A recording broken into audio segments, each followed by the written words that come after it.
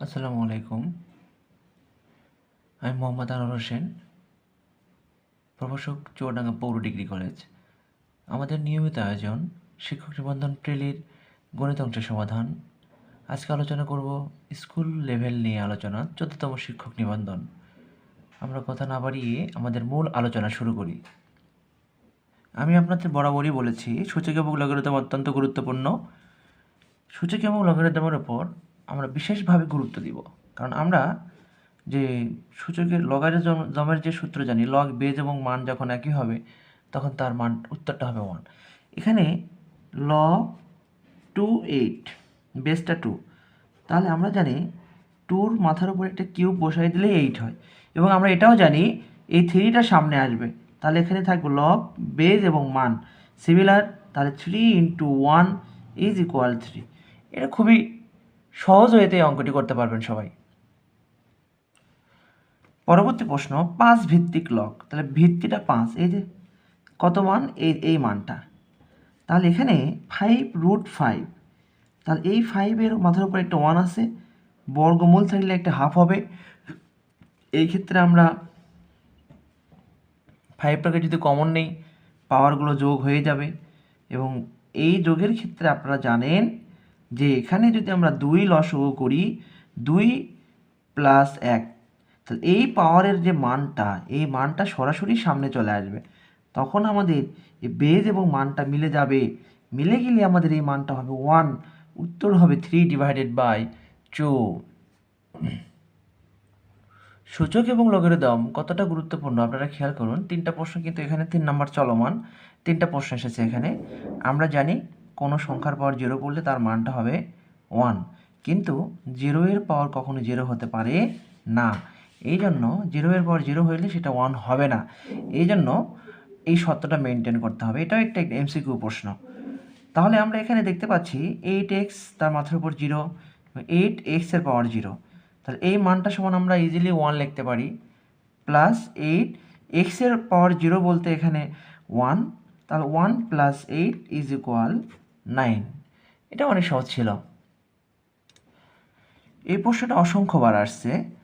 4-এর পাওয়ার এখানে x + 1 32। আমরা এটা কোন ফরম্যাট ব্যবহার করি, বেসগুলো যখন একই হয় তখন বেসটা বাদ হয়ে গিয়ে আনসারটা হয় মান। তাহলে এখানে আমরা বেস 2-এর ওপর যদি একটি স্কোয়ার দিই তাহলে হবে 4, এবং 2-র পাওয়ার যদি একটা 5 ব্যবহার করি তাহলে হবে 32। আপনারা যারা বুঝবেন না তারা ভেঙে নেবেন। এতে 32কে 2 দ্বারা ভাগ করবেন, আবার 2 দ্বারা ভাগ করবেন, আবার 2 দ্বারা ভাগ করবেন। এই দেখেন 1 2 3 4 5। এখন এখানে পাওয়ার এবং পাওয়ার গুণ, 2 দ্বারা গুণ করলে 2x, 1-এর সাথেও গুণ করতে হবে, তাহলে 2 এবং 2 বাদ, তাহলে এখানে থাকবে 2x + 2 = 5। তাহলে এখান থেকে পাচ্ছি 2x, 5 - 2, তাহলে এখান থেকে পাবো 2x = 3, x = 3/2। পরবর্তী প্রশ্ন, দুটি সংখ্যার গসগু এবং লসগু দেয়া থাকলে এবং একটি সংখ্যা দেয়া আছে, অপর সংখ্যাটি নির্ণয় করো। তাহলে গসগু এবং লসগু দেয়া থাকলে এবং একটি সংখ্যা দেয়া থাকলে আমরা সরাসরি লসগু এবং গসগু গুণ করি, গুণ করার পর একটি সংখ্যা দ্বারা ভাগ করে দিই। 6 × 7 = 42, 6 দ্বারা কেটে দেব, তাহলে হবে 14। এটা আমাদের খুবই সহজ প্রশ্ন, এবং আমরা বরাবরই বলে এসেছি যে লসগু বা গসগু থেকে কিন্তু আমরা একটি অঙ্ক পাবো, কখনো 2টিও পেতে পারি। যেমন সূচক ও লগারিদম থেকে আমরা 4টি পেয়েছি এখানে, এবং লসগু থেকে 1টি পেয়েছি। আরও আছে কি না আমাদের যখন অঙ্ক সমাধান করব তখন আমরা বুঝতে পারবো। 60 জন ছাত্রের মধ্যে 42 জন ফেল করলে পাশের হার নির্ণয় করতে বলছে। আচ্ছা, 42 জন ফেল করছে 60 জনের ভিতরে, আমরা শতকরা বের করে আগে 60 জনে ফেল, আগে ফেলই লিখি, আগে ফেল করে 42 জন, তাহলে 1 জনে ফেল করবে, তাহলে অবশ্যই কম। আবার 100 জন, যেহেতু শতকরা বলছে, তাহলে 42, 0 0 কেটে দিলাম, সরি একটা 0 কেটে যাবে, তাহলে 7 × 10 = 7, 70%। এটা ফেল করেছে 70%। তাহলে এবার পাস করে আমাদের এখানে 100 থেকে 70% বাদ দিলেই আমাদের 30% বের হয়ে যাবে। আপনারা সবাই বিষয়টি বুঝতে পেরেছেন। আমি রেগুলার বলে আসছি সরল মুনাফা এবং চক্রবৃদ্ধি মুনাফার অঙ্কটা আমাদের জন্য কত গুরুত্বপূর্ণ। এত পার্সেন্ট হারে, আচ্ছা যা যা যা দেওয়া আছে লিখি। হার 4/24 পার্সেন্টকে যখন ভেঙে দেবে 1/100 কেটে দিলে এখানে 4, 1/8, এটা হচ্ছে আর এর মান। এখানে কত সময় মানে এন সমান হোয়াট, এত টাকার সুদ এত টাকা, মানে প্রিন্সিপাল দেওয়া আছে 96 টাকা, সুদ দেওয়া আছে 18 টাকা। তাহলে আমরা জানি পি আর এন সমান আই, তাহলে এখান থেকে এন রেখে দিলাম এই যে, তাহলে আমাদের সুদ হচ্ছে 18 টাকা, প্রিন্সিপাল 96 টাকা, এটা 1/8। এখানে যদি আমরা কেটে দিই তাহলে আমরা আমাদের কাঙ্ক্ষিত মানটা পেয়ে যাব। 3 বছর। কত সহজে অঙ্কটি সমাধান করে ফেললাম। একটি সমকোণী ত্রিভুজের ভূমি এবং উচ্চতা দেয়া আছে, খুবই সহজ। এটি সমকোণী ত্রিভুজ যার ভূমি এবং উচ্চতা দেয়া আছে। আমরা জানি সমকোণী ত্রিভুজের ক্ষেত্রফল সমান লেখা যায় হাফ ইন্টু ভূমি গুণ উচ্চতা বর্গ একক। এবং এখানে আরও একটা অপশন দেওয়া আছে 9 নম্বরটা,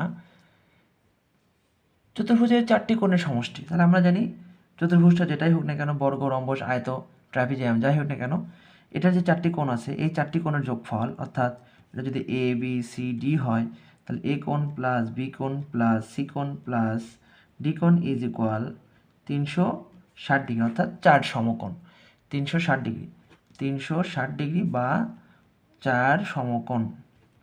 এটা আপনারা মাথায় রাখবেন। পরবর্তী প্রশ্ন আরও সহজ। ঘনকের ধার এ একক হলে ঘনকের সমগ্র তলের ক্ষেত্রফল। তাহলে ঘনকটা কেমন আমি একটু আপনাদের একটু অঙ্কন করে দেখিয়ে দিই। এই যে ঘনক, তাহলে ঘনকের একটি ধারের মান যদি এ হয় তাহলে সমগ্র তলের ক্ষেত্রফল লিখতে পারি আমরা 6 ইন্টু বাহু স্কোয়ার। যেহেতু বাহুটা এ তাহলে এখানে 6a। তাহলে কর্ণের দৈর্ঘ্য, ঘনকের কর্ণের দৈর্ঘ্যকে আমরা প্রকাশ করি √3 ইন্টু বাহু দ্বারা, এবং আয়তনকে প্রকাশ করি হচ্ছে বাহু তার মাথার উপরে কিউব, এটা ঘন একক, আয়তন ঘন একক, এটাকে প্রকাশ করি বর্গ একক দ্বারা এবং এটাকে প্রকাশ করি শুধু একক দ্বারা। তাহলে আমাদের বের করতে বলছে সমগ্র তলের ক্ষেত্রফল, তাহলে আমরা লিখব 6a²। বলছে বৃত্তের সমান সমান জ্যা কেন্দ্র থেকে সমুদ্রের, একটা বৃত্তের সমান যদি জ্যা দুটো যদি সমান হয়, এবি জ্যা এবং সিডি জ্যা যদি সমান হয় তাহলে কেন্দ্র থেকে এদের দূরত্ব পরস্পর সমান, অর্থাৎ কি এবি এবং সিডি সমান হলে এই ও থেকে ই এবং ও থেকে এফ সমান, অথবা যদি এটা দেয়া থাকে তাহলে এটা সমান, অর্থাৎ এটা উল্টাভাবে আসতে পারে কেন্দ্র থেকে সমদূরবর্তী সকল জ্যা পরস্পর সমান, অতএব বৃত্তের সমান সমান জ্যা কেন্দ্র থেকে সমদূরবর্তী, দুই রকম ভাবেই আসতে পারে। পরবর্তী প্রশ্ন, এটি আয়তাকার ঘরের দৈর্ঘ্য প্রস্থের দ্বিগুণ।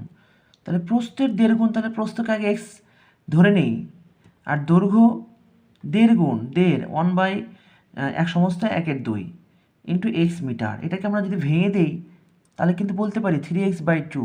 এটাকে আমরা সমস্ত করলাম 2 2 এবং 1 যোগ করলে 3, 3x/2। এখানে ক্ষেত্রফল দেওয়া আছে, ক্ষেত্রফল 294 এত বর্গমিটার হবে, কিলোমিটার না, বর্গমিটার।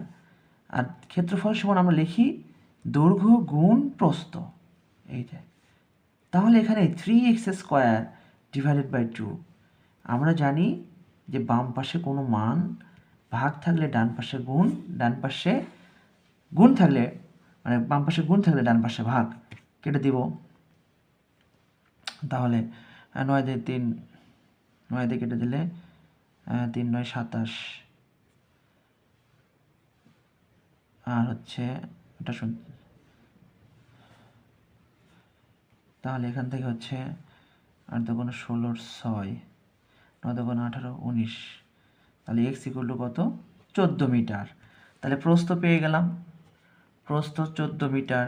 তাহলে দৈর্ঘ্য এবার 3 ইন্টু 14, এই যে কেটে দিলাম 7 দুগুণ 14, 21 মিটার। বের করতে বলছে পরিসীমা। তাহলে পরিসীমা সমান আমরা জানি 2 ইন্টু দৈর্ঘ্য যোগ প্রস্থ। তাহলে দুঃখিত, এখানে 14 হবে এটা। হ্যাঁ, 35 ইজ ইকুয়াল এখানে 70 মিটার। এবং খুব সহজে যে অঙ্কটা আপনারা এই অঙ্কটা কিন্তু আপনারা চোখের পলকেই করতে পারেন। বৃত্তের ব্যাসার্ধের অনুপাত দেওয়া আছে, ক্ষেত্রফলের অনুপাত নির্ণয় করতে বলছে। সরাসরি আমরা কি করব, এই ব্যাসার্ধের অনুপাতকে স্কোয়ার করে দেব, 9/4। এই যে এটা কিন্তু আপনারা চোখের পলকেই করতে পারবেন। সবাই ভালো থাকবেন, সুস্থ থাকবেন। আসসালামু আলাইকুম।